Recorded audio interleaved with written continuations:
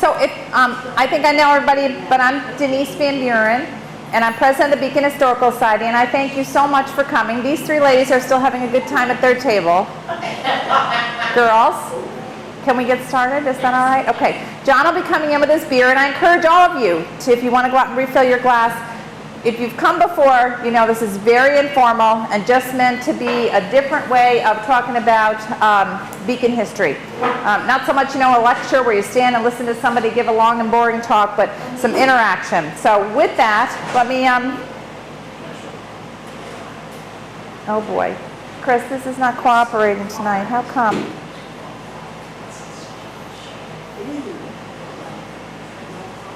Oy vey. There we go. No.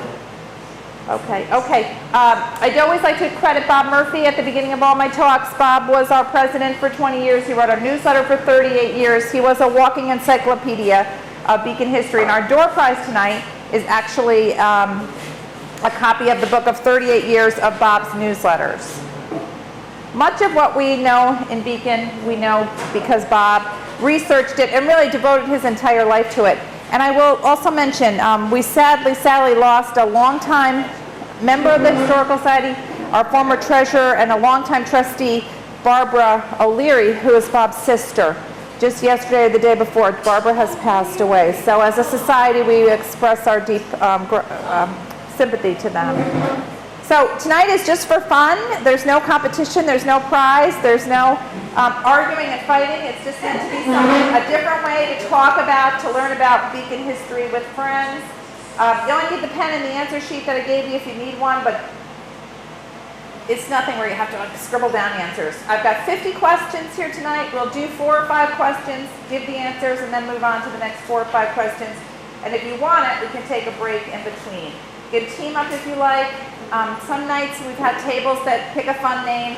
My favorite so far has been the Dummy Lights. And they did well, they had a good time. At any time you can get another beer because again, this is meant to be fun. No score, but we are going to have that door prize tonight. And please be patient.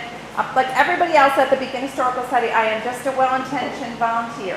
And the truth is, I didn't grow up in Beacon, I wasn't born in Beacon, I've absorbed everything from all of you, but I don't know everything, and so if I get something wrong, or you want to talk about something some more, please just do so. Thank you for coming. Chris, would you answer sheet and also a door prize ticket?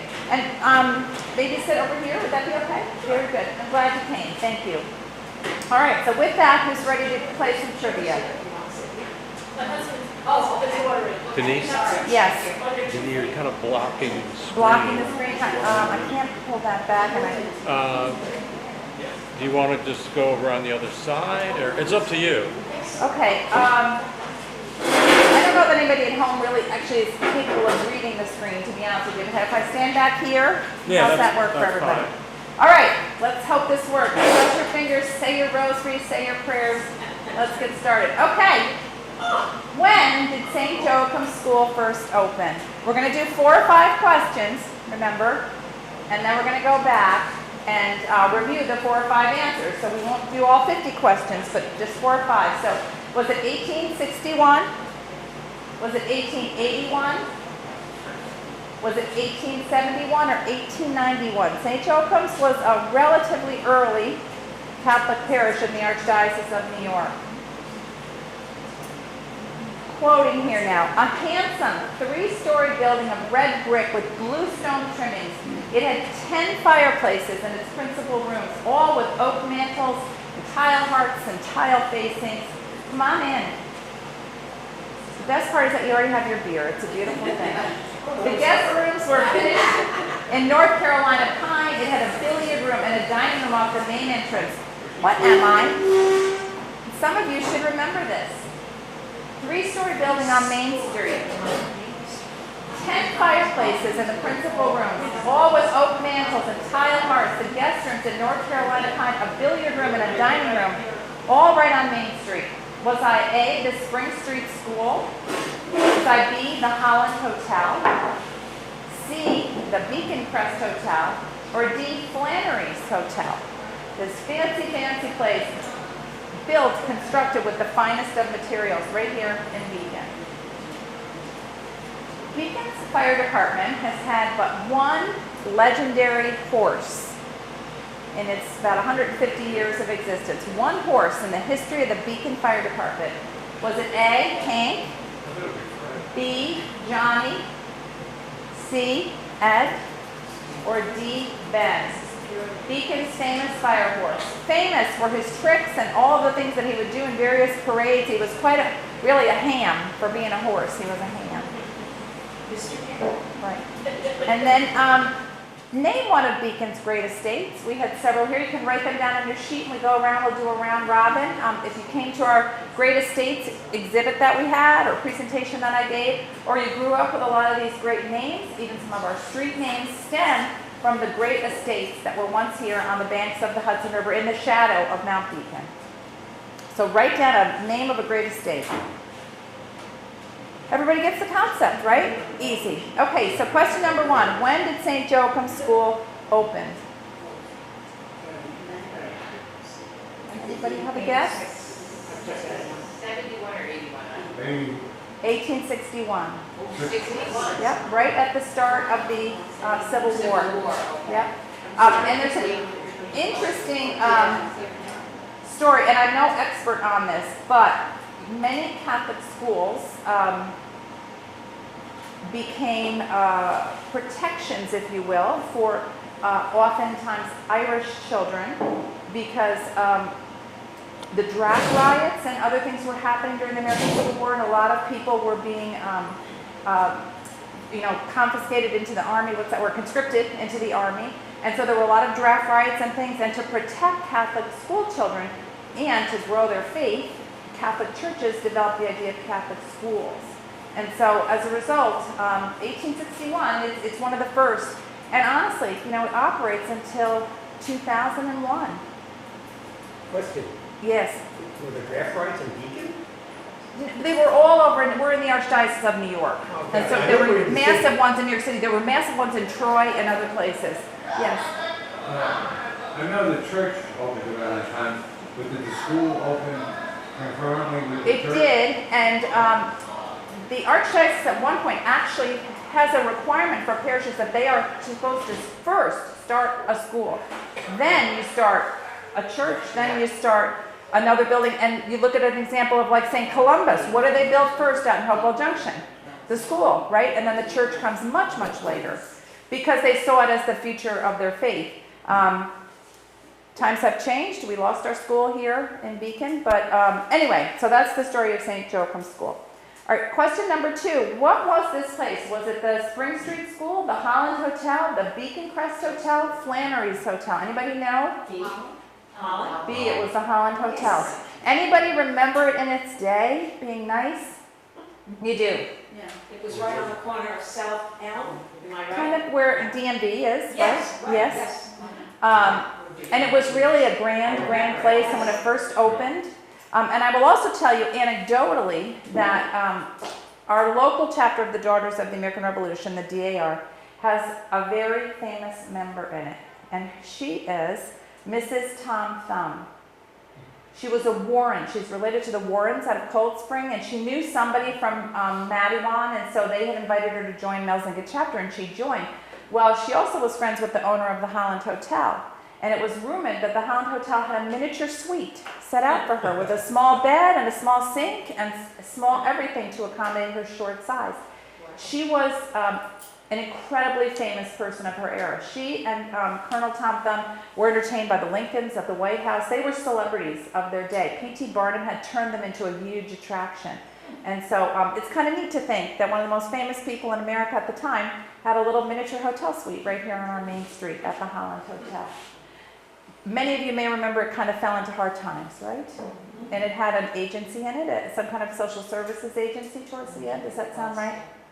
So do you remember being torn down? Yes. Sad, sad. We'll talk a little bit later about Beacon Crest and how long that operated. Spring Street School, I think most of you know that, burned in a fire. And Flannery's Hotel was down on the waterfront in an era when Fishkill Landing, in those early decades of Fishkill Landing in the mid-1800s into the early 1900s, was really a thriving river port where all kind of goods and services went down the river and came back up again at our port. And Flannery's Hotel on our waterfront was really quite successful. Judge Flannery owned it, and he was a horseman. And over his bar, he had some of his big winning, I don't think they were trotters, I think they were thoroughbreds over the bar. So when you read our books, you soak up all this kind of stuff that at your next party, you can be a lot of fun telling these stories, right? Where was Beacon Crest? Was on the top of the mountain. Oh, okay. That's what the hotel was officially called, Beacon Crest. Good name. Yep. Okay, our fire department had only one horse in all its time. Anybody know what his name was? I said Ben. Ben is right. Ben. Yep. I said, yes. Yeah. We have a couple of great pictures of Ben.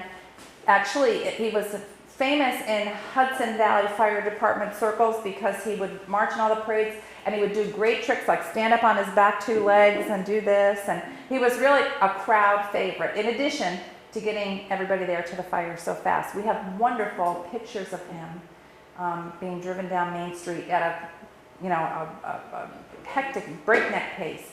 And a little trivia for you, one of the best pictures we have is this picture, and you see Ben at full gallop down Main Street, and you see the driver behind him, and I believe that driver is Bill Grady's grandfather, who was our district attorney here. His grandfather was a fireman here in Beacon, and he's told me before that there's this great picture of his grandfather driving Ben, of all things. All right, anybody want to share what they remember as any of Beacon's great estates? Paulette, you're very shy, so we'll start with you. You can break the I ice. said Craig House. Craig House, good. Originally called Tioronda, right? The home of the Howlands. Magnificent in its day, and don't we hope it will all be magnificent again, right? So, Bob Haight, you raised your hand. Another estate. You did. I saw you clearly out of the corner of my eye. Yes, go ahead, go ahead. She's giving the answers. Woodneath is another, right? The Sargent estate over on Woodneath Avenue. Anybody know of any others? Dennings Point? Dennings Point had a fabulous house on it called Presqu'île, almost an island. It was a Greek revival, 1820s, and it was ultimately owned by the Van Rensselaer family as it passed down through ownership. And a little interesting fact about it is the first woman in Beacon who ever owned a car was Emily Dennings Van Rensselaer, and she lived still at the home at Presqu'île. No Sting Pin Ticket Company ultimately brought up all that property, and the house was actually, after years of neglect, just torn down. But it was a magnificent, beautiful Greek revival home right on Dennings Point, which was a working farm. It had pastures and fields and all kind of crops and orchards that were located on Dennings Point. But Madame Brett, certainly, right? The original, the grandmommy of them all. Sargent is Woodneath usually. But then Cerro Gordo is essentially across the street from where Forest Hill Heights is today, owned by General Davies and named after his friend's famous victory at Cerro Gordo in the Mexican War. Where Forest Hill Heights was this amazing, huge Brinkerhoff estate. And it was just beautiful. At one point owned by a homeopathic doctor out of New York City who weighed 400 pounds. But he had a big, thriving business on like Fifth Avenue in New York City, and that was his summer home. Big, huge estate. And then it was cut up after urban renewal into apartments. Maybe some of you remember that. That wasn't 266, was it? I don't know the number, Gene, but it was right around where Forest Hill Heights was. Sat on a hill. It was at a crossroad between, Center Street and Walcott Avenue. Yeah. You remembered it got turned into chopped up into apartments? Yeah, I know people that live in there. Yeah. Many, many great estates here. Think about why that's such a natural thing. We have this beautiful view of the Hudson Highlands. We are at the base of Mount Beacon. We have the sunsets, right? Unlike those people on the other side of the river. So it's a natural place for these people to build their homes. There were many others. Kent, the Kent family, not only James Kent, who's the famous, called the father of American jurisprudence. His son is a successful lawyer. He built a beautiful estate, essentially where the school district offices are now. Martin Van Buren's son, Smith Van Buren, lives in a home right behind him. Right down from us now, where they're building Edgewater Apartments, is the home of Louis Tompkins Hose. A beautiful, beautiful home that the property pretty much stayed intact. And even the carriage house up until recently had been rented out for apartments. You all remember that? That's in my time here. The house itself chopped up into apartments, and even the carriage house was. So you see clues for them, right? How about Rosemead, where the Walcotts live, right on off of South Avenue? Look for their gate posts and look for the remnants of these beautiful homes, particularly because many of them, especially Woadneath, were considered gardening showplaces. The Woadneath estate was called the most beautiful 20 acres in America by a leading magazine. It was famous for its gardens and its landscaping and its view of the Hudson River. All right, any other estates? I'm talking too much. I'm sorry. No, you're not. All right, here we go. What do these families share in common? The Tellers, the Skanks, the Van Cleeks, and the DePeisters.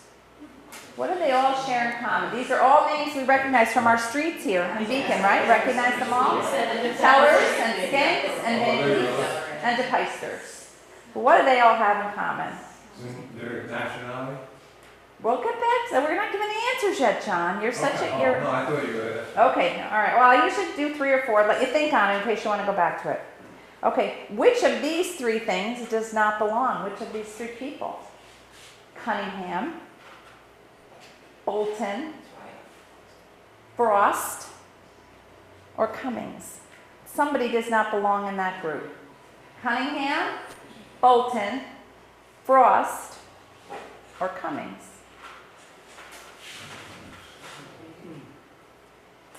Question. Oh, there's the answer. I forgot that I had that in here, so we'll answer this one for you. Cunningham was the what? The mayor, 1942 to 1943. Bolton, 1947 to 1953. Frost, 1915 to 1917. But does anybody recognize who Cummings was? Yes. Who? Secretary, Commissioner of Finance. So close. He was the postmaster. But you knew he was right up there, right? He was there might have been another Cummings that was Commissioner of Finance. I'm not sure. Cummings? I don't know off the top of my head, John. But 1925 to 1935, he was the postmaster here in Beacon. So just a little, again, you'll find these names buried in our streets and in our, nomenclature and in your property deeds. Question number 7. How many times was our Hudson Highlands beacon fire, we all know it, our city's name for it, actually lit during the American Revolution? How many times was it lit? If you don't know, one of the first acts of the Continental Congress was to authorize a series of beacons that would string all the way from Boston all the way down to Philadelphia. In the event that the British invaded, the idea was that they would light one beacon fire, they'd see it from the next hill, they'd see it from the next hill, and so forth, to warn them in Philadelphia. That's why they're built. One of the very first acts of the Continental Congress. But how many times did ours actually get built? John, you have to wait till I come back and give me answers. Everybody else, take a guess. I'm gonna All right, take- no, I'll come back to it. Hold on. Oh, okay. Oh. All right, okay. And question number 8. How did Eliza Woolsey Hallen, somebody mentioned Craig House already, so that's Mrs. Hallen, Eliza Woolsey Hallen and her sister, Georgiana Woolsey, famously served during our American Civil War. And they were famous for this. Were they civil servants? Were they poll workers? Were they U.S. Sanitary Commission volunteers? Or were they American Red Cross workers? So General Hallen's wife and her sister become famous during the American Civil War for their work. Were they civil servants, poll workers, Sanitary Commission volunteers, or Red Cross workers? Okay, let me take a sip and we'll share some answers. All right, question number 5. Anybody have a guess what they all share in common? The Dutch? It's a little bit narrower than that. They're all descendants or related to Madame Brett. Including Abraham DePeister, who owned the house that was down near Nosting Ticket Company that got torn down where we believe that Alexander Hamilton lived. They were related? They were related. He was her nephew. Abraham DePeister was her nephew. One of the later generations of her descendants married into the Van Cleek family. The Skanks, of course, marrying, and the Tellers. It's the Teller homestead during the American Revolution, actually, when Major Isaac Teller is a quartermaster corps for the troops. But he later actually goes on to be a U.S. congressman as well. So all these people, and I know we've talked before about Madame Brett, but I can't say enough about her. She's widowed here. The original patent is 85,000 acres. She gets about a third of that, about 28,000 acres, essentially from our waterfront here all the way out to Connecticut. So she owns East Fishkill and Fishkill and parts of LaGrange and, you know, what we know today as Beacon. She's widowed. Her husband is killed on the ship. He's knocked over by the boom of the ship, and his manservant, his enslaved manservant, carries his body up the shore and buries him in that little cemetery that's still there in Burnsville. She has 3 sons, and I think 2 enslaved people. She stays here by herself. There's nobody else here. Isn't that astounding? Anybody else besides me? How many children? She had 3 sons. And one of them she had actually while she was on board a sloop going down the river, and she named him Brewery. Yeah. So she stays here in the wilderness. She raises her family, but they were, as a couple, Roger and Katharina, they were land rich and probably cash poor. And so unlike all the other patroons to the north, you know, the Van Rensselaers and Livingstons, she begins to sell off her property. And that's how we have settlers like the Brinkerhoffs who come in, and other names we know who populate. Many of them are her father's friends from New York City or from Long Island, and they come up here to populate this part of the county. But these are their descendants or family members. Okay, we answered number 6 already, but the postmaster did not belong in that earlier group. So how many times was our beacon fire lit, do you think? As far as we know. 0? It is rumored that it was accidentally lit once by someone, but none of the other signal fires were lit around it, so nothing came of it. We like to think that ours was a particularly important beacon fire in the chain. Why? You know you know. Who's sitting across from us watching? For any longer time in the American Revolution, he's at Newburgh, right? So if the British are going to have a surprise attack after he thinks things are all settling down, they're going to come into Boston or Providence or somewhere, he's going to see it from over there and watch ours. So we believe it was only lit once by accident. And for those of you who can remember, we did build a replica beacon in the year 2000 and light it and burn it. Does anybody remember that? Because it almost killed me doing that. Yes, it was very interesting. Isn't there a record of George Washington sending a letter of reprimand to the colonel or something? There are some letters, and I've had it in the newsletter before about the fact that they need to send men up there. It's cold. Think about how cold it was in the winter months up there. It had to be continually manned, and they didn't want that duty. And so he said they must man these beacon fires. So to the best of our knowledge, it was burned once during the Revolution, and then we did do a replica one in 2000 to mark the monument's 100th anniversary. We actually had trees that were felled at the site of Fort Montgomery, and they were brought up here by the State Park Service. And believe it or not, cadets from West Point built to the specifications for us. And we burned it, and like I said, it almost killed me getting that done. Okay. Why? Did it burn you? No, but some of the people involved weren't too happy about the idea. So we ended up with 600 people walking up and signing a copy of the Declaration of Independence and then having an open fire on top of the mountain. I don't know why, but there were some people that were not happy about that concept. But it was an amazing thing to be able to do that 100 years later, right? And I'm still here, and I'm still president of the Beacon Historical Society. Okay, number 8, Eliza Woolsey and her sister Georgianne become famous. This is an obscure one probably for you, but because they are really active in the U.S. Sanitary Commission. Okay. Yep.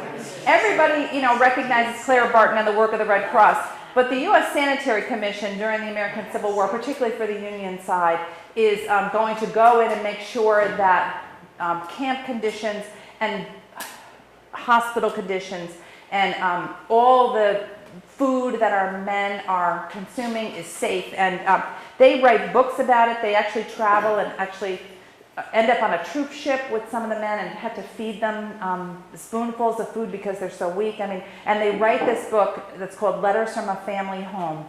The only copy of it that I'm aware of is at the Howland Library in the Rare Book Collection. I've never seen it, I've never read it myself, but we do have a copy of it here in Beacon. Well, Okay. The White House used to be called the sanitarium, so. Well, that was because Dr. Slocum bought it. That comes much later, but yeah. Okay, so now we've got some pictures for you here. And the question is, what do these 2 homes, still extant in Beacon, have in common? Don't shout it out, write it down. What do these 2 homes have in common?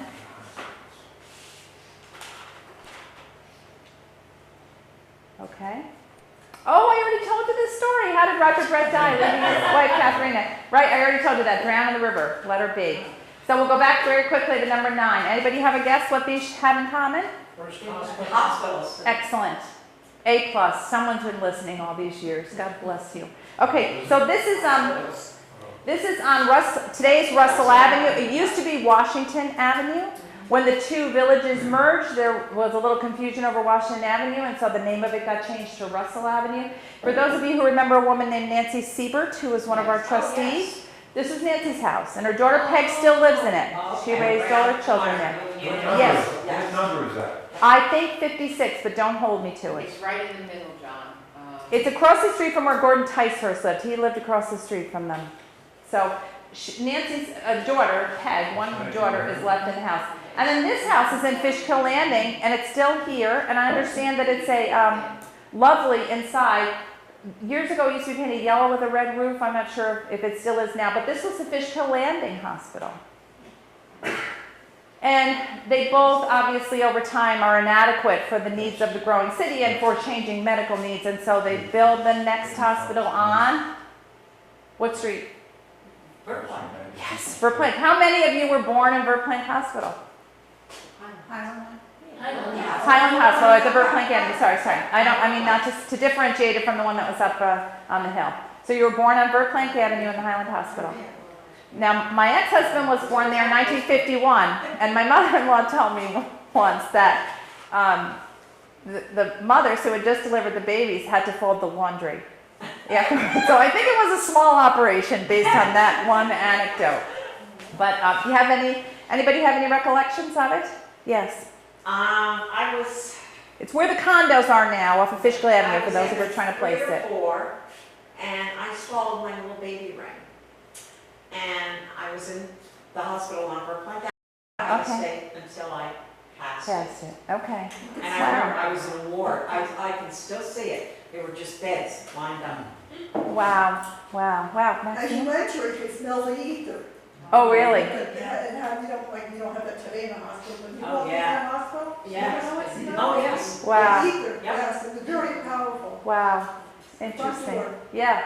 I had pneumonia every year, and Dr. Ascom put me in the hospital, and over a period of 8 days, I had 52 shots of penicillin. Wow. And Well, it worked. You're perfectly healthy I now. didn't know what penicillin was. No. The doctor said it was okay, so. Wow. 8 days, 52 Wow. shots of penicillin. Have you ever been sick again? No. Never had COVID. And so I believe the new Highland Hospital moves up off of Delavan in 63. The same year all those other changes are happening with the bridge, and urban renewal is kind of starting to wrap up in those things. So I It was think, before that, because I Was was it? a patient in there in January of 62. okay, so in that time period, right around when the bridge is being Appendix, built. I remember that. That's when they opened the new one in Delegate, 60s? Probably, yeah. I have it for sure. I can text it to you. 57, 58. Okay, so, oh, I think I gave away this one too. Here's another quote for you. The house was always filled with guests from the beginning to the end of the season. We had a sailboat anchored off our dock, and rowboats, and a barge to take ourselves and our friends to and from Newburgh.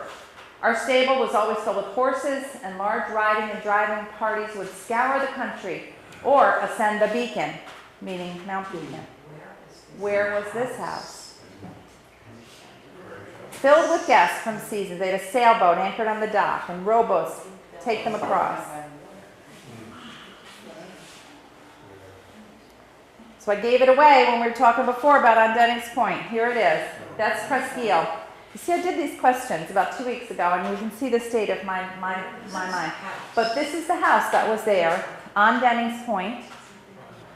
Oh, we'll go on before any of your time. Yes. Didn't Alexander Hamilton spend part of his honeymoon at Dennings Point? He spent some of it, we believe, at Dennings Point, but when they are living there, I think they're living in that DePeister house, which is on Fishkill Creek, down where Atlas Fiber's building is, where the Matterburn Homestead Trail goes near the bridge. At the fancy place? No. That was a relative, was this house a relative of Matterburns?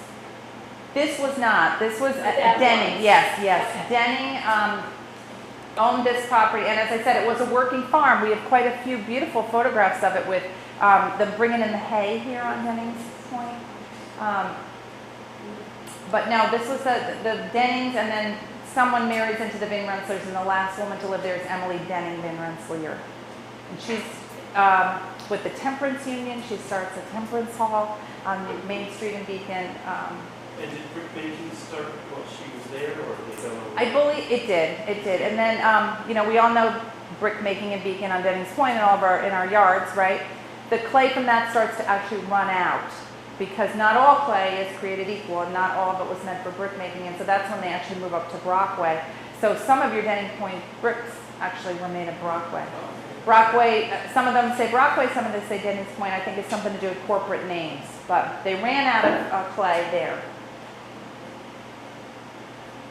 Okay, who was John Peter DeWint, and who was his wife? John Peter DeWint. And here they are.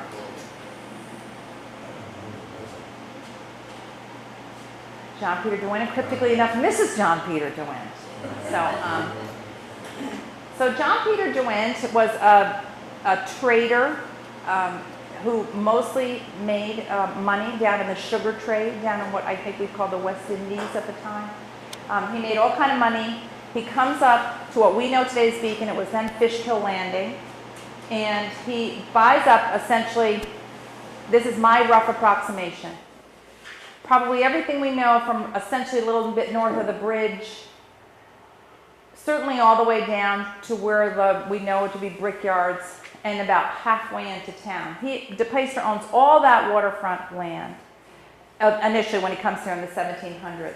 He has a large family. They all married quite well. One marries Andrew Jackson Downing, the famed landscape architect out of Newburgh. But his wife is the granddaughter of John Adams, yes.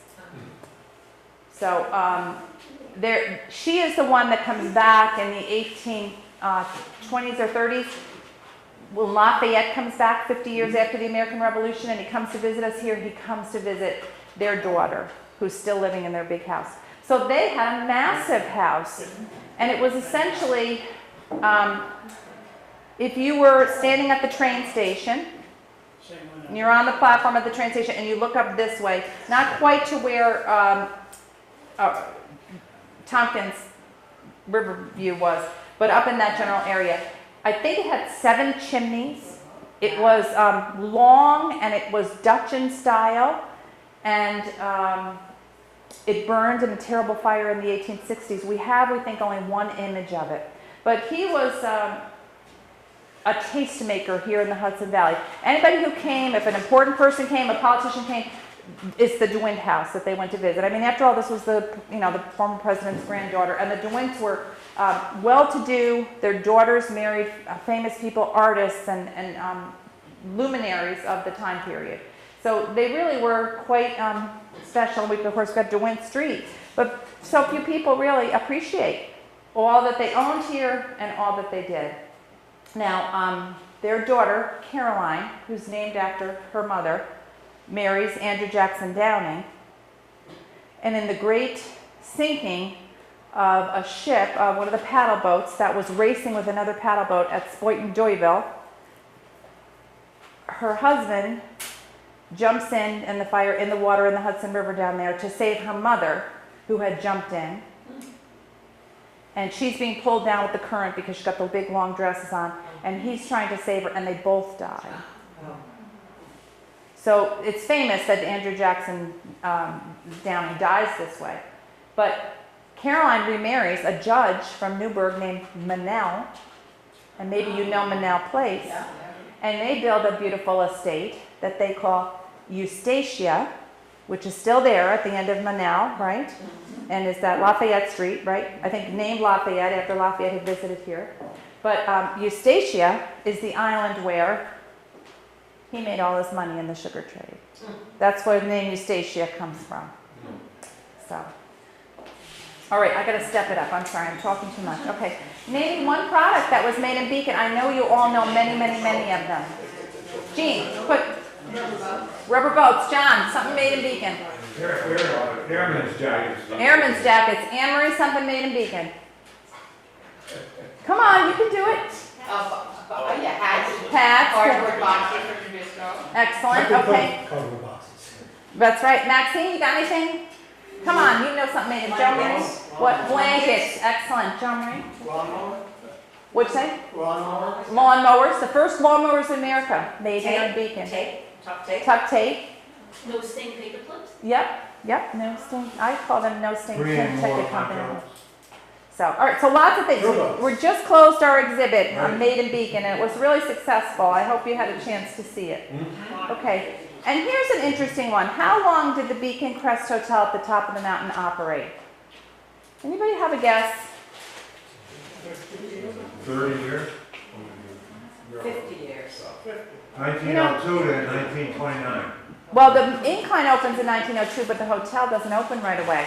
The first casino goes in, but not the hotel. So it surprised me because it's such a big part of our story. We tell the story of the Beacon Crest Hotel so frequently that movies were filmed there and Gloria Swanson stayed there and it was so beautiful. And we have postcards of it. Everywhere you go, you see postcards of the hotel. But believe it or not, it opened in 1910 and it burned in 1927. So it was only operated for 17 years. So that's surprising to me, actually, when I was putting the show together. How we doing? All right, we're almost halfway done. I'll speed it up. Okay. Our trolley started running in 1892. How many passengers do you think it might have carried in that first year of operation? 78,000 that first year? 570,000? 375,000? 720,000? I'll tell you what, it has a 7 in it. All right, let's go through these and then we'll go back for the answers. But about how many, in a community our size, which we've always essentially been our size, right? About how many passengers do you think jumped on that trolley? The plaza of the Memorial Building was recently named for one of our veterans here in Beacon. Was it William B. Wilson, Sidney Schofield, Francis G. Petty, or General Joseph Howland? Our memorial building, just this past Memorial Day, was named in this Beacon veteran's honor. Number 17, operating for 27 years, this school for girls closed in 1918 at the passing of its founder. Was it the Sargent Industrial School, the DeGarmo Institute, the Spring Street School, or the Moreno Institute? 27 years, it was a school for girls. And number 18, fortunately for a community of our size and the closeness and proximity of our buildings and the danger the fire represents, we've had only one of our volunteer firefighters who ever died in the line of duty. Was it Charlie Lucy, Robert Kramer, Theodore Moy, or John Bump? One of those 4 men was our only volunteer firefighter to give his life in our service. Okay, so back up to the top to question number 15, and I had to check on this myself. Anybody want to guess how many riders do you think that very first year? This is 1892, and we're a little small village. How many riders do you think? Shout it out. 507. 375. 720,000 rides. Remember they said. And it connected the 2 villages? It did, and it went on to Fishkill. But can you imagine? Think about that. But if you didn't own a horse, and heretofore you had to walk to your job at the factory, right? I better be careful here, I'm sorry. Okay, the plaza at the Memorial Building has been named for whom? Francis Petty. Anybody know the story of Francis Petty? Go ahead, John. He belonged to the Petty family, had a lot of boys. And I knew George Petty, his brother, and he got killed in a plane crash on, I think it was a B-24, and crashed it in New Guinea. And there was one guy that survived, and he made it his life work to go back and recover those bodies up in the mountains where there was supposedly cannibals up there and stuff like that in the woods. But he did, and around 1978 or something, A little bit later. his remains Yep. were brought back to old St. Joachim Cemetery. Yep. And I knew his wife. She worked in Texaco, she was the Bessie, and she married a guy from Poughkeepsie, and she was there for the burial. But I guess they had the early DNA, they could, and I think the guy got all the people on the plane. Yeah. So I'm going to date it when I was at the television station here. So that was between 1984 and 1987. And so at that point, and his name was Jose Joaquin, and he had moved to California. I don't know if that's where he was from, but he did in fact make it his life's work to ensure that the bodies of all of his crewmates were found and brought back to the United States.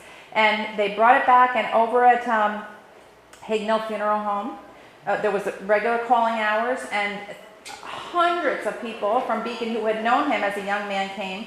And there was a beautiful full military services funeral the next morning at the old St. Joachim Cemetery on that far end, kind of over where Doug Cable lives, over in that end.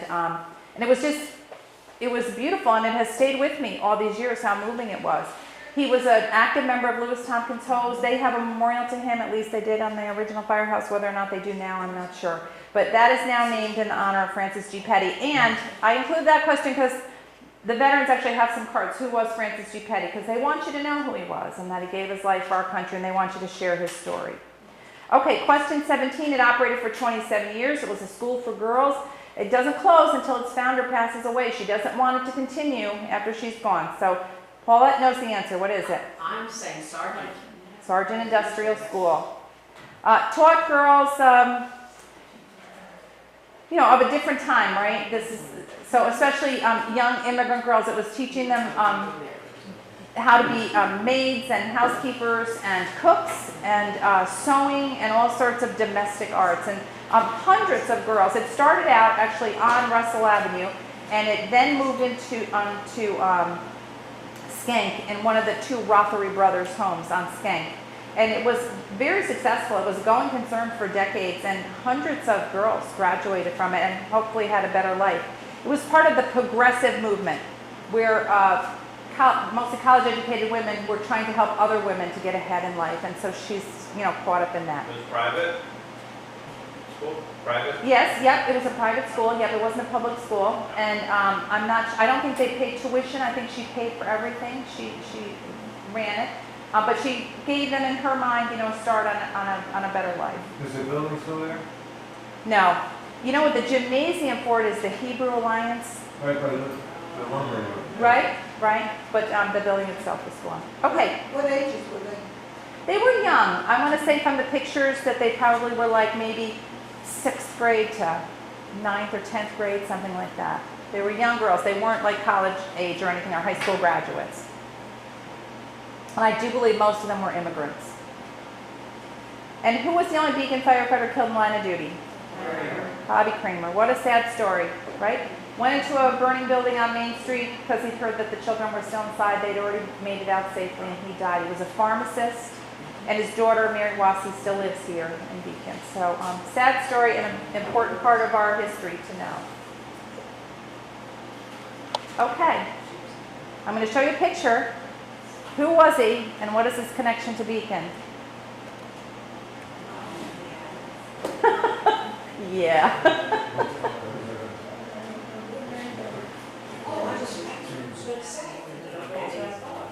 All right, our next question. Where was it? Well, wait, where is this building? Well, all right, let's talk about him. Go ahead. Who is he, John? Who is he? Jimmy Grippo. What do you know about him? He used to wave to me when he would buy my house in his 1941 Cadillac. And he used to entertain at the Elks Club, cars. He was the manager for Lily Obatina. He had a daughter, Rosalind, and he went to Florida. Then he went out to Las Vegas and Caesar Palace or Caesar. He was literally Mr. Vegas. Yeah. He was that was his title, Mr. He entertained Vegas. Big rollers that come into the Caesar Hotel. Yep, he was a magician. Party they pretended he did it. Yeah. And his daughter ran the gift shop at the Caesar Hotel. Yeah. He was, in the early days of Las Vegas, as important a man as they come, and he started here. I guess it was kind of a joke. His little thing used to be that he hypnotized Emilio's opponents in the boxing ring. He also had a brother who was equally famous, and his name was? Jan. Jan.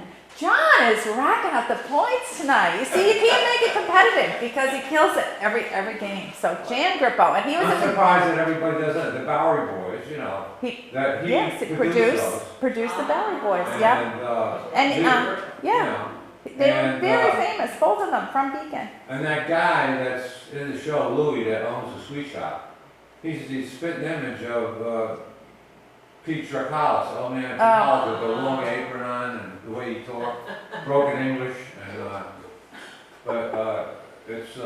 and he had little things. A truck would pull up in the scene and say Beacon Laundry on it or stuff like that. You know. So watch them with a more critical eye, the Bowery Boys. Okay, hopefully you all know this was, right? What is it?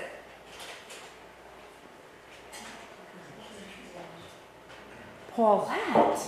Yeah, it kind of looks like a train station. Excellent guess. Every person in this room should have known that. That is the beautiful Beacon train station, right? Oh, from that end. From the waterfront, right? From the waterfront. I'm going to guess from the car, maybe 1930s view, right? It was so beautiful. And it had a fire. And I don't think it was a devastating fire, but they decided that they would tear it down.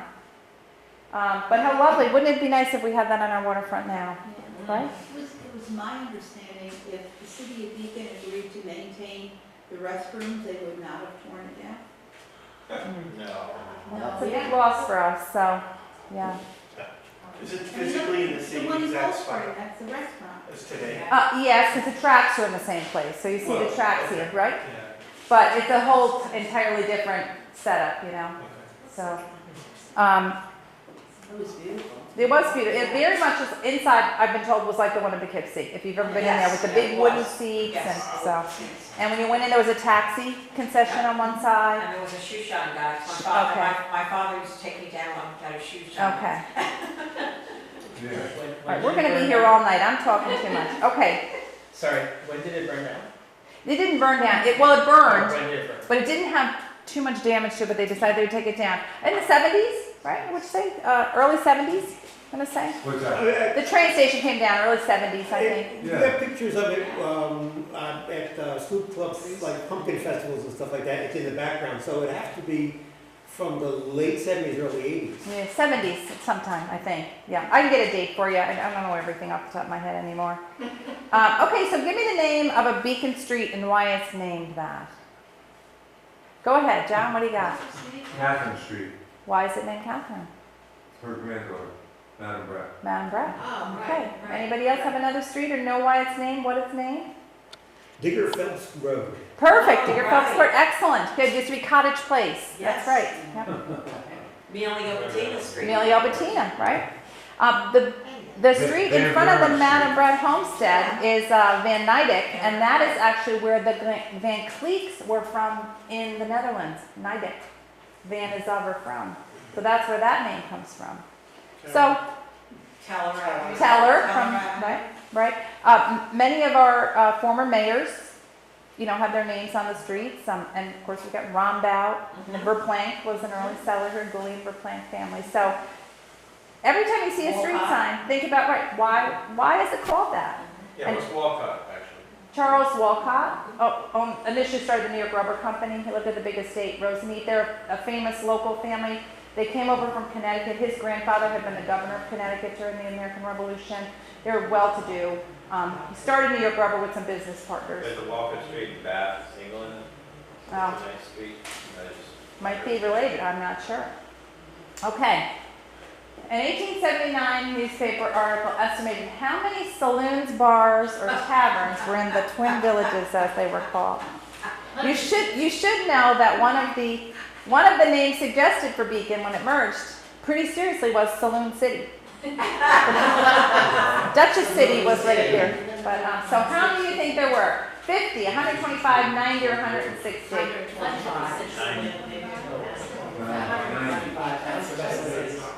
160. 2 villages. That's 80 per village. A lot of factory workers who were really thirsty after work, I guess. Where did they put them all? They couldn't have all been on Main Street. No, they weren't. Just everywhere. Yep, they were everywhere. So, okay. Who devoted 45,000 man-hours to rebuilding this structure dedicated on June the 28th, 1933? I'm going to show you a picture of it. Was it the Civilian Conservation Corps, the Works Progress Administration, better known as the WPA, the Navy Seabees, or the Beacon DPW? It took 45,000 man-hours to rebuild it and rededicate it in June of 1933. Here it comes. Sometimes referred to as Mary Ann's Bridge, Walcott Avenue Bridge. Mary Ann operated the boarding house and the brick structure that's right to the right of it. I think it's the WPA. That's what I said, They weren't around. 1933. Think about 1933. What's happening in the country in 33? Well, that's, Depression. it's WPA, Works Progress Administration. That's what Bill Behrman. And this doesn't show it, but there are actually some Egyptian motifs to it. And I know the story and I've forgotten, and I apologize. There's a woman sitting right here, kind of reminding us of Emily Roebling building the Brooklyn Bridge. But you'll have to come back in October when I'll find the story behind that. All right, and what happened to the ferry boat that was named for our new city, right? We're not formed until 1913. We do have the newest ferry boat to the fleet was called the Beacon. It goes out of business in 1963 when the bridge is built. Did it catch fire? Was it sold for scrap? Was it sunk after the spring melt when there was so much water on the waterfront? Or is it still operating as a restaurant up in Maine? What happened to our ferry boat, the Beacon? Crap. Is that your group? Is that your group answer? Yes. Well, you're right. Someone's been listening all this time. I just want to get the amount. It was sold down to Staten Island, and it sold for, with the Duchess, both of them together sold for $4,700 in 1963 for scrap. Okay, ready? It made balls by the thousands, dolls in every form, rattles, rings, toy elephants, dogs, horses, and monkeys, all ready to be shipped to stores across America. But the company's real signature was belting. In fact, in that summer of 1872, it created the largest belts ever made in the country. Think about this. 268 feet long. What's a football field? 300, right? 268 feet long, weighing 2,214 pounds, that was to be used in a large grain elevator in St. Louis. You all know it. What was it? New York Rubber Company. Charles Walcott was one of the founders of it. And there's his picture. Oops, what happened? There she is, okay. There's some of its workers. Think about that. 268 feet long, one long piece of rubber. They had the patent on the Goodyear rubber use here in the United States. They made an enormous amount of money after the Civil War making artificial limbs for all the Civil War veterans who had lost arms and legs. They made, rubber legs, rubber arms. All kind of children's toys, everything. All kind of belting, though, was their real mainstay. Okay, we're about halfway. If you want to get up and go get beer, or go to the ladies' room, gentlemen's room, you're welcome to, but I think I'll keep plowing ahead. Is that all right?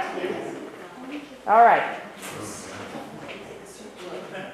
Okay, during the Christmas season of 1936, a miniature model of something that was here in Beacon, a miniature model of it, went on display in really the very famous Corcoran Art Gallery near the White House in Washington, D.C. The Corcoran is right on 17th. It's, because the White House and the Lafayette office building, and the Corcoran Art Gallery is right here, and there's a miniature of something from Beacon that goes on display in the Corcoran for many weeks. It's just a miniature display of it. What is it a model of? If you want to think on it, we'll come back to it. Okay, well, we might as well answer it, right? Okay, so it's actually miniature of the murals in the post office. Oh, really? Another great WPA project, right? Do you want us to wait for you guys? Okay, all right. I may lose you out to the bar, that's what I'm worried about. So, all right, so we all know what the models, what the murals look like, right? Okay, where was this located? You ready? Before your time.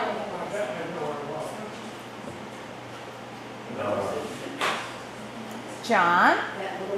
Anybody want to? It's the gatehouse that the Exactly right. Oh. And so I just love the little boy in it. Isn't that adorable? They would raise and lower a gate when the train was coming, literally. Hi, come on in. Oh, I was gonna give it last call. Anyone was trying to get over. And I promise we'll finish up quickly. Oh, no, it's okay. All right, okay. So yes, it was there. He would raise and lower the gate at the train. Also, this was a job that was often given to men who had been hurt or maimed in the factory somehow. If you lost an arm or lost an leg, they often would put you on this duty at the guardhouse here at the intersection.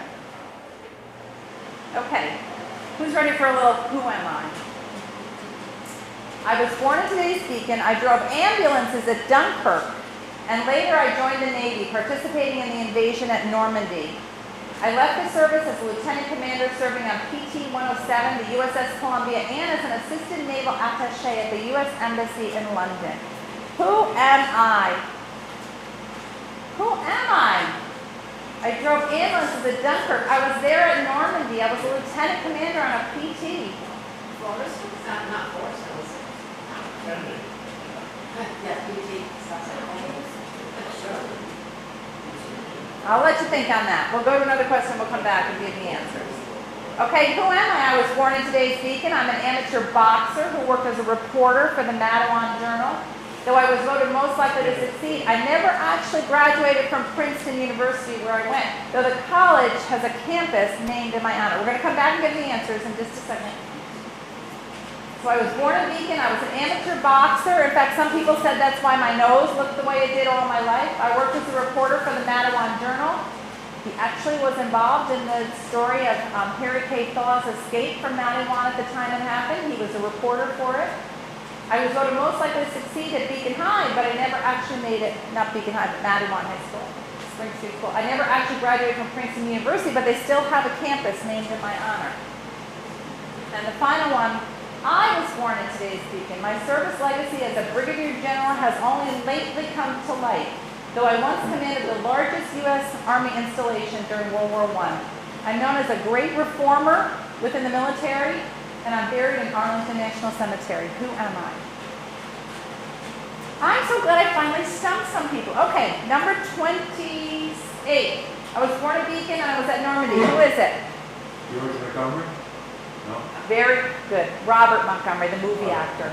Oh, okay. Yep.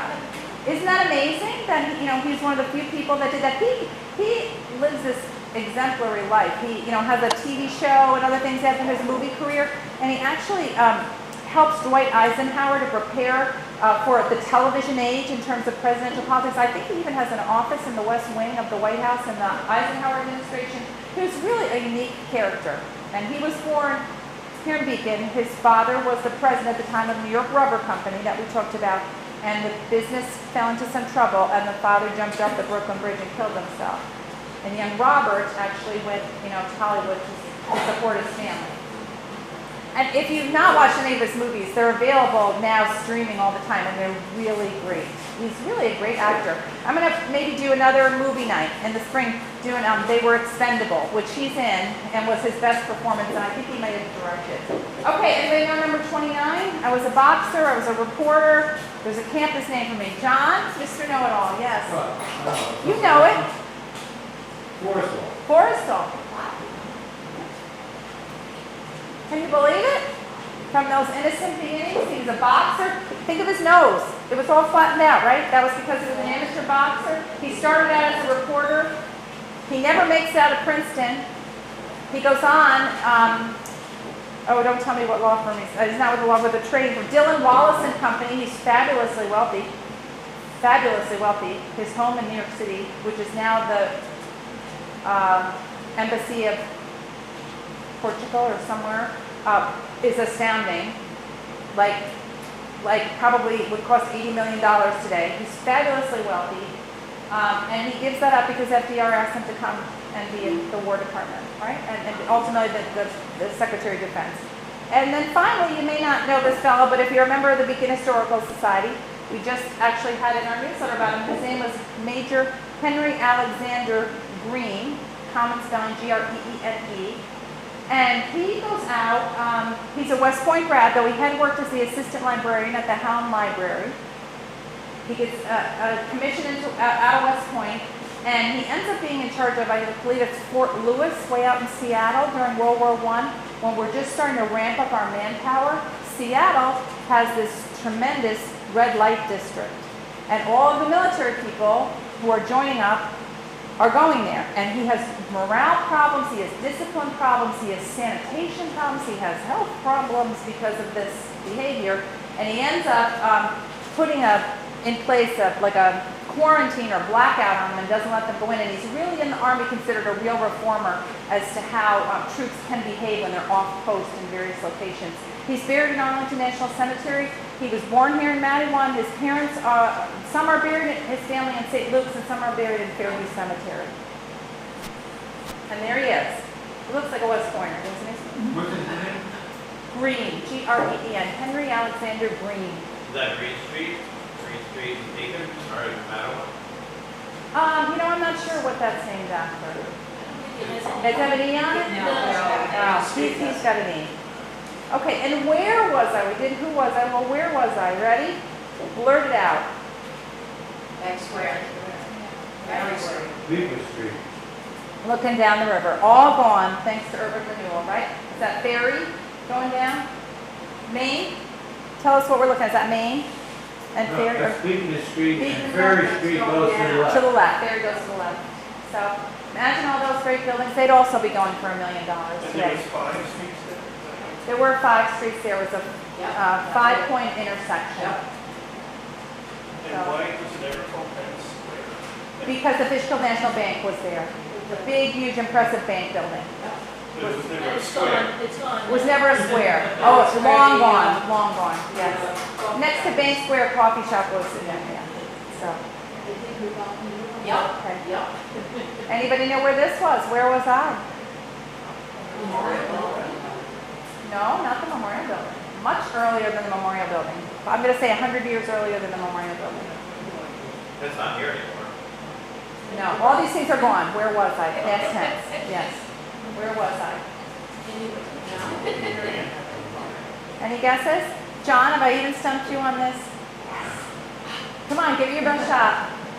Well, I thought maybe you might have asked George Washington, but I don't know. Groville? No, this was actually where we know today, I believe it's still called the Spanish Pentecostal Church. Bend of East Main Street in Tyranda, the big red brick church. This was St. Anna's Church, and when they put the railroad through, it was undermining the foundation of it, had to come down, it was unstable. So the congregation decided that it would move elsewhere in Beacon, but they wanted to change their name because lo and behold, there never was a St. Anna.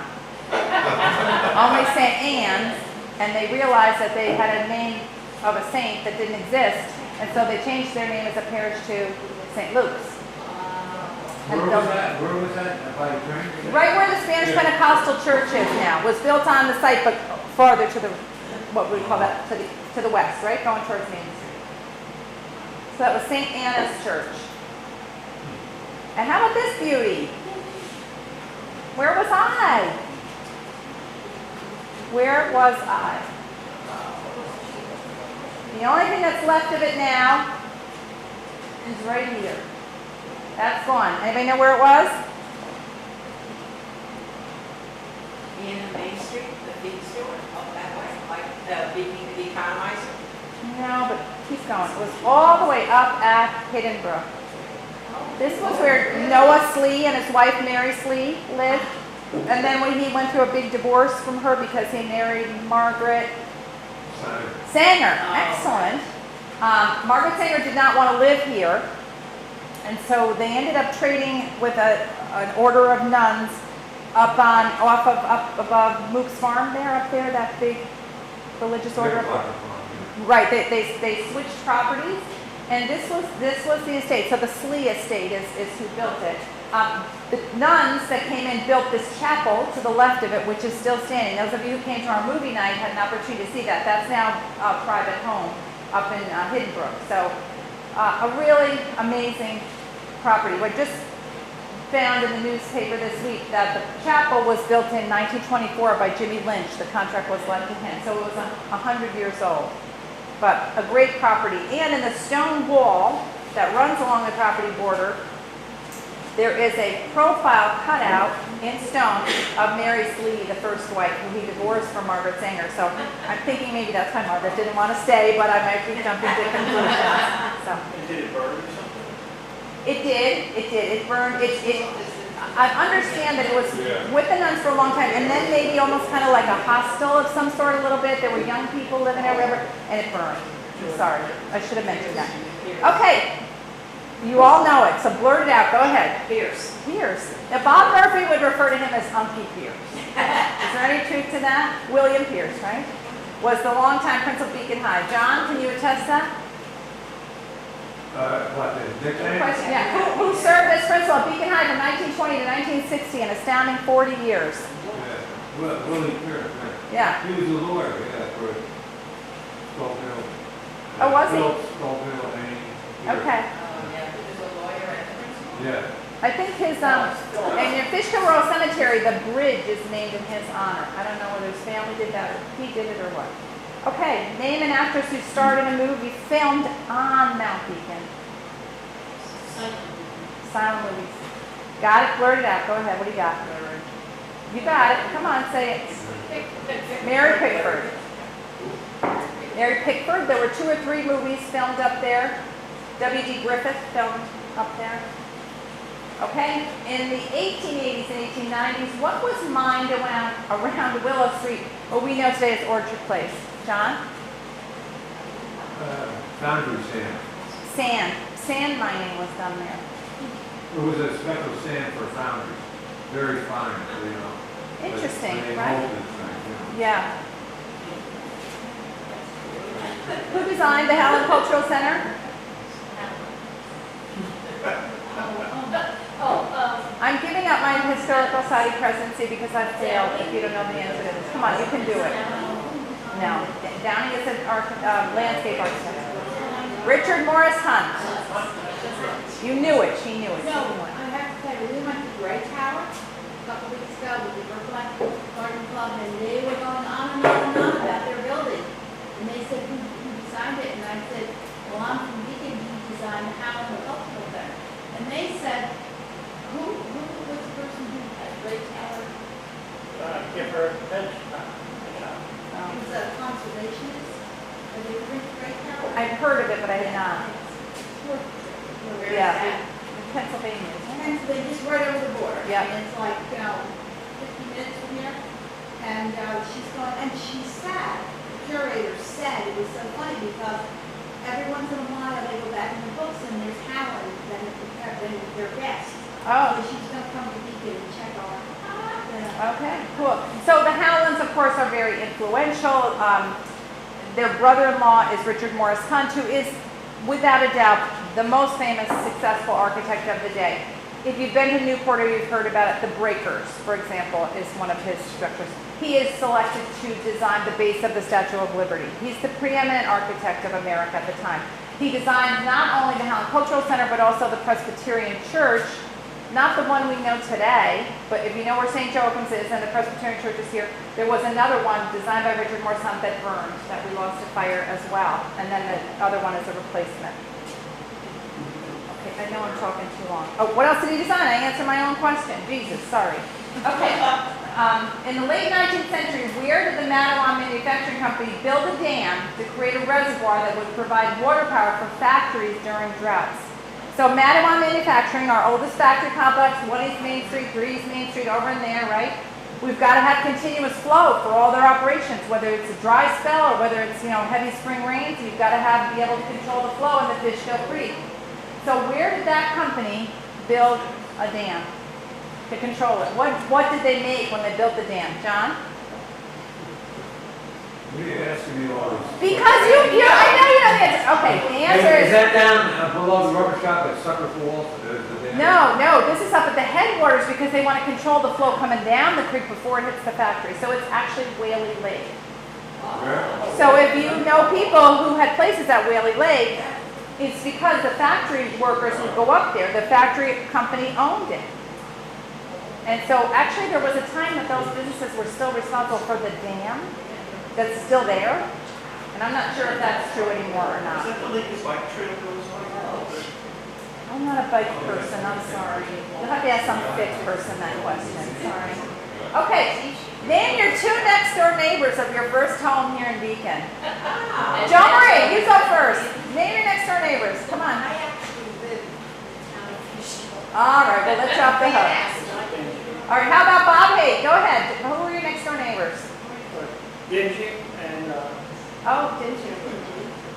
He was a police chief, Jesse didn't When he? we first moved in, our neighbors was Dr. Kaplan, Ruth and Kaplan. well, right next door, there's a guy who was a roof.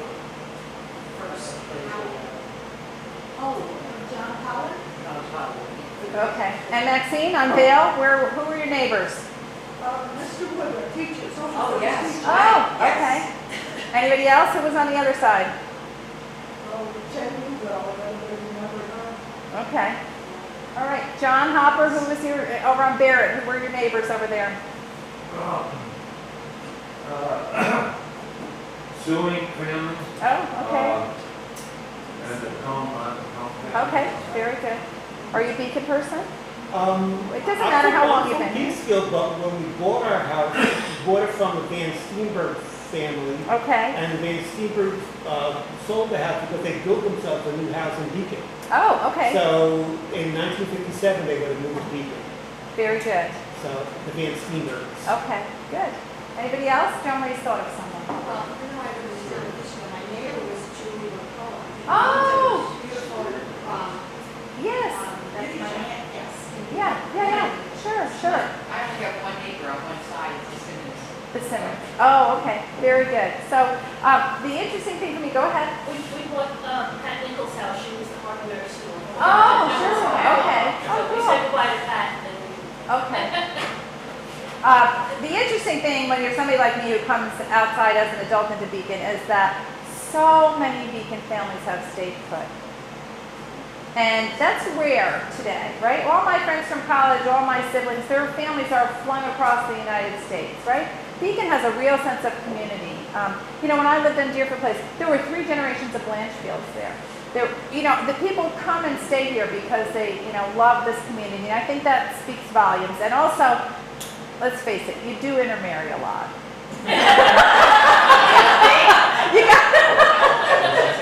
You gotta be really careful what you say about somebody from Beacon because you're all married to somebody else.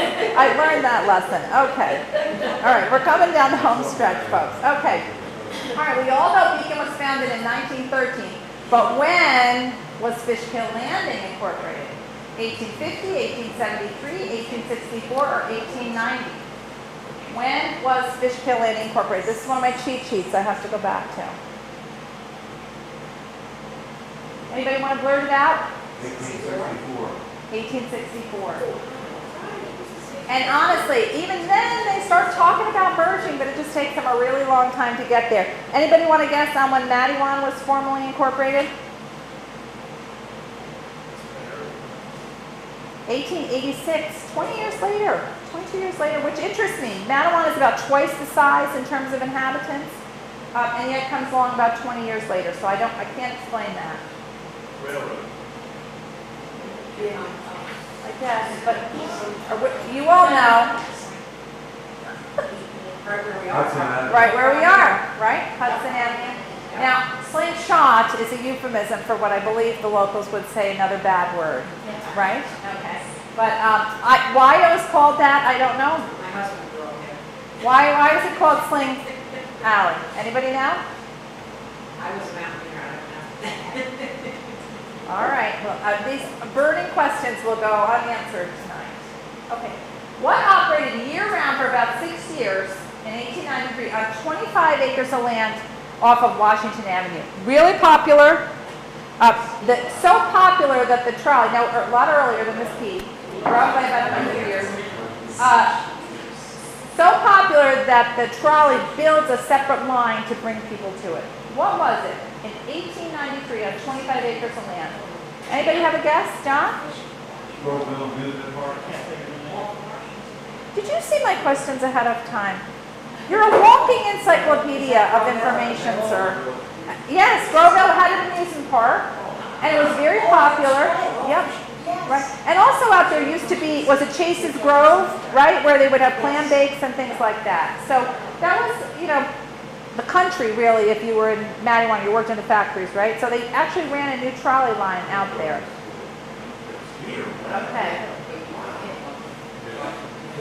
These men have just removed the bell from the Spring Street School. Where is it going to be reinstalled in 1954? John, don't answer. Is it saying in the caption? I gotta be careful. Borstal. So Spring Street School burns. We all know that, right? Everybody knows where it was. We're behind the wall there. That's still kind of there. Such a great spot. They save it. Imagine, look at it. It's charred and filthy. They're charred and filthy. They go up and save it, and it actually is rededicated as part of the Borstal School. Okay, just a few more questions, folks. You've been great. Students there now. Yes. Yeah, it's out front in like a special little thing that was made up for it. I think it has a plaque on it. So stop on your way home and see it. Anne Marie can tell you. She lives right across the street. Can you hear it today?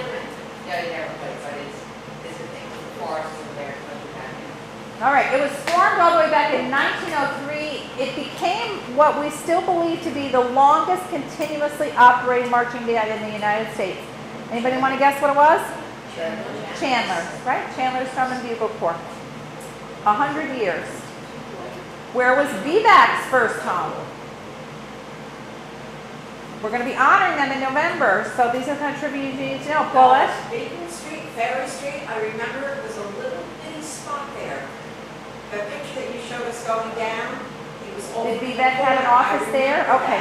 It didn't actually start there, but it may have been a satellite site, and I'll look into that. I'll still look in our maps. But John knows it. And across from Firehouse. Across from the firehouse, right? Where they sell the Christmas trees, and I don't know what's going to happen to it now. That's part But of it the... was down there, I remember. Maybe going it had a to the satellite family one. coming up and you Yeah. saw the ambulance. There was a former gas station. It wasn't Sorensen's. What was the gas station that was there that became VBAC's first headquarters there? But maybe they did have a secondary one, which would make sense, right? Okay. I described it before. We talked about it before. She's a beauty, isn't she? This is that Brinkerhoff house that was where Forrestal Heights is now. Had beautiful grounds. You know, it almost looks like the one in, where 82 and 52. Oh, the Brinkerhoff house? The opposite, The Brinkerhoff Ocean house? Block, yes. Yeah. I just went past that today. This is much grander than the, yeah. This was massive. Massive house. And it was turned into apartments, and then ultimately just torn down and lost to urban renewal. And the families were all displaced. It was a very sad situation. Okay, just a couple more questions, I promise. Okay, Robert Epps made history back on February the 21st, 1953, when he swore an oath at the Beacon City Hall ceremony. What did he accomplish? Chief of police. A little earlier than that, policeman. So what was so, he wasn't the chief of police till later, right? Was he the one that rode the motorcycle? No, but He was first black. he was our first African-American police officer, and he would become our chief from 1979 to 1982. And I thought I had a picture, but I guess I don't. Okay. Built in the early 1700s, not much after Madame Brett's, this mill operated in 3 different centuries: the 1700s, the 1800s, and the 1900s. Where was it, and what happened to it? There's your clue right there. So there was an ancient mill that was right down the steps here, and it did burn in a fire, but it was operating in the 1700s, and I think it burned in like 1902 or 1903. So how unique to say that it spanned 3 centuries of operation there. And it was a skank mill. They were relatives of Madame Brett's homestead. And where is it? So this is, you know, the Mattawan train station building now that I call Larry Way's building, right? So going down Churchill Street, so down here. So this is a grist mill? Was a grist mill. Madam Brett's gristmill was further down the creek, so this would have been more closer to the center of Matty Lawn, and I assume that's why maybe it lasted longer, right? Easier for people to get to. And finally, how easy is it to become a member of the Beacon Historical Society? Super easy. You just have to go on our website. So, okay, why don't we throw on some lights, Chris? Did everybody get a door prize ticket? So I don't want to hold you up any longer. Yes, okay. Everybody get a door prize ticket? Chris, you got the camera? All right, tonight.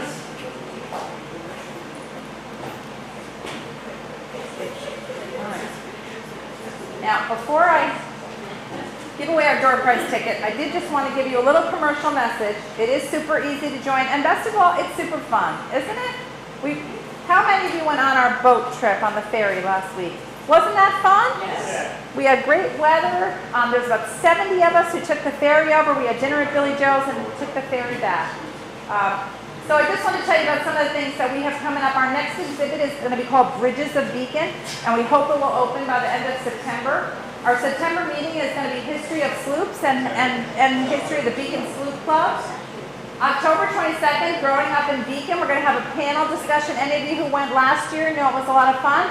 And we have a celebrity participant here today in Paulette. She's going to be one of our participants. I'm hoping I can. I'm having knee surgery next week, but I should be okay to come to that. Oh, if I had to carry you down the stairs, you're so, and then November 7th, we have our upcoming awards event. This is our only real fundraiser of the year, folks, and it pays our rent literally for the entire year. It's at the Roundhouse every year. If you've gone before, you know it's a great time. This year, we're honoring Ken from Brothers and his family. You know, they were the first, with Ronnie Betsauer, some of the first to go into that West End, the East End, when it was in really tough shape. Invested in the buildings there. He subsequently has bought 4 other Main Street buildings and has kept them historically appropriate, to scale on the street. He's not tearing down buildings and putting up 5- and 6-story buildings on our Main Street, right? So we wanted to recognize somebody, going back to kind of our roots, the way we recognize the people from Hudson Beach class with the firehouse in the West End, that we should do him in the East End. And Ken is a naturalized citizen. He's an American success story, and as I told him, he represents all the people who came to Beacon from other places and invested here and in our future. So I hope you'll come and support him. And of course, Beacon Volunteer Ambulance Corps, which goes without saying, it's so important to us. And then there's a researcher, a doctoral student from Newburgh, who is doing part of his dissertation on the amazing story of what happened to this grand set of library furniture from Woadneath, that big Sargent estate on the Woadneath property, where it went and what happened to it. And I'm not more than that, because it's a great, intriguing story. And then December 14th is our holiday party. This year we're going to be visiting the Manor Brett Homestead, which is, of course, the oldest building in Dutchess County, circa 1709. So if you join the Historical Society, you get invitations to all these kind of things. And best of all, helping us to save Beacon's history, right? I want to ask an informal poll. Would you be my focus group for one question? When I say to you, we're saving Old Beacon, do you think Old Beacon has a positive connotation or a negative connotation? If you think it has a positive connotation, raise your hand. Old Beacon. And I said to you, do you think Old Beacon has a negative connotation? I had some people who were really horrified. Yes? You think? Well, I'm just saying, yeah, it does. I mean, probably for New Beacon. Yeah. Yeah. I think it has a potentially divisive. Divisive. Because to me, what we're all about is Old Beacon, trying to save the stories of the things we talked about tonight and the buildings that we talk about. You're not talking about people, you're talking about history and buildings. Yes, exactly. So that's, to me, Old Beacon is history. What made us the community that we are. So anyway, that There was... was Old Beacon and there's New Beacon now, and then there was somewhere in the middle when I was in high school. And that might be a little. Well, Sunday, today will be Old Beacon, today will be Old Beacon, it's just the history, that's all. It's the history, right? So I just think if we don't capture this and increase awareness of our history, it will be lost. And what has made us this great little community that welcomed me 40 years ago will be lost in the process, right? Right? Such great people here. Okay, with that. Denise, I remember you when you were on the news. Oh my God. Bob, what was it? Bob I had a Stoll? couple different. Dave Dave Stoll. Stoll, You yeah. were the first one here, so you can draw the winning ticket for us. How's that? All right. I'm sending you our winner home tonight. Chris has my phone all ready to take the picture with a copy of our fabulous book that tells all these stories and so much more. 079-263. Me. What? We didn't set that up. Come on, Chris. Come on. What are the odds of that, right? All right. Put your own name in there. That's right. Okay. Okay, this is. We believe you. Really good eyesight. Good job. Okay, enjoy it. I hope you will. And you are with the Sloop Club? Yes. Oh, great. Okay, we're looking forward to a great presentation from Alan Thomas and Tom Babar about the history of the Sloop Club. Any other questions or comments? I just wanted to tell you that, so we're right at 8:30, which is always my goal. October 1st is our last session of what I've been billing as trivia. And if you all agree it's a good idea, instead of doing this kind of trivia format, I was thinking that I might do 20 things that every Beaconite should know about our history. Right? Whether you've lived here 3 years or whether you've lived here 35 years, people should know this about our history. October 1, that's when. October 1, and that's our last session for this year, and probably. And that's gonna be here. Yes, yep. And I should thank Two Way Brewing. They invited us here. Last year I did 6 different slideshow presentations, and this year I did 5 installments of Beacon Trivia. Chris, why don't you come over here? With all these beautiful people here, we're going to take a picture with everybody in it. Come on, sneak over here so you can be in a picture. They all know me how bossy I am. You still love me, You right? should sit in the high chair right here. I sit in the high chair? Okay, I'll do something really